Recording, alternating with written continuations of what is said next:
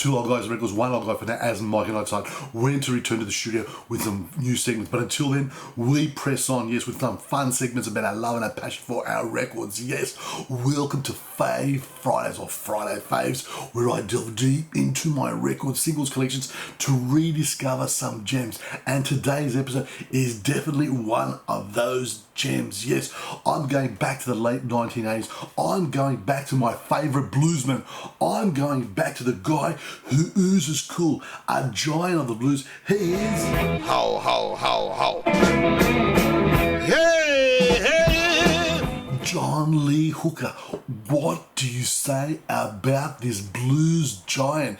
Can we spend hours talking about the contribution he made to blues, to rock, and to music itself? But a little bit of background, just a little bit of background. You know, John Lee Hooker was having hits, you know, blues hits like Boogie Children, Crawling King Snake, and I'm in the Mood from the late 40s and, you know, 50s. In the early 60s, he was part of the American Folk Blues Festival that even toured Europe.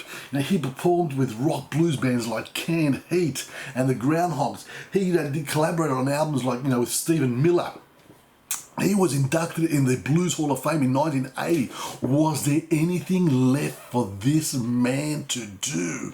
Yes, but 1989, in the late 80s, his manager, Mike Carpus, had a stroke of genius where he sort of rounded up all these amazing, you know, admirers of John Lee Hooker. You know, people like George Thorogood, Robert Cray, Los Lobos, Canned Heat, and they all featured on John Lee Hooker's album, The Healer. Yes, The Healer.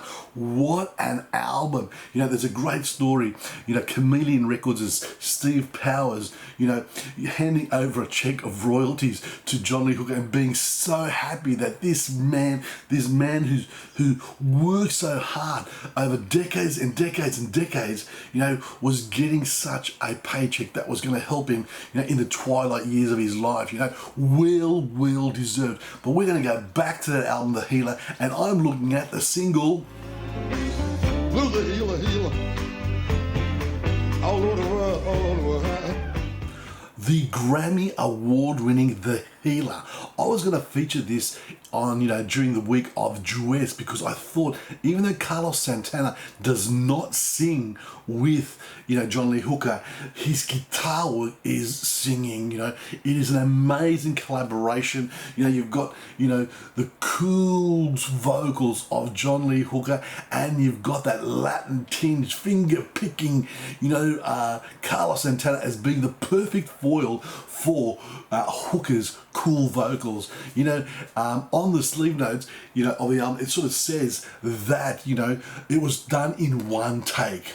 They want to work together, Santana and John Lee Hooker. They seized the opportunity, and yes, you know, it is one take. No wonder it sounds like this really cool jam session between two greats. You know, the irony is, you know, after the Healer album with all those collaborations, 10 years later, Carlos Santana did the same by inviting all these artists on his album called Supernatural. But, you know, the Healer really rejuvenated again John Lee Hooker's career, you know, introducing him to a younger audience again, you know, making his music timeless. But I love, you know, Carlos Santana's guitar work. He is shredding practically all throughout the actual song. But I love the cool vocals where he sort of, you know, John Lee Hooker is a preacher of the blues, where he says, blues is a healer all over the world. It healed me and it can heal you. Yes, hallelujah.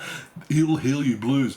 And he sort of says, you know, my woman left me and the blues healed me. And I love it when he turns to Carlos Santana and he says, Carlos, no, that really John Lee Hooker voice, sorry, not that Latin voice. And then he says, Carlos, it healed me. And then he's ripping into this guitar work.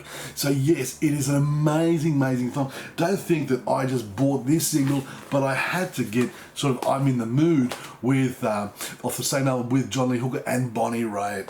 So yes, it was a mixture of old songs and new songs. This, like I said, was a Grammy Award winning song. You know, it sort of reinforced the greatness of this man, you know what I mean? The greatness of John Lee Hooker. I wonder if you like John Lee Hooker. Did you buy any of his records? Please send in your comments, subscribe to our YouTube channel, and of course, Friday Faves. I'll see you next Friday. And don't forget, share the love with your friends and share these episodes. See you soon.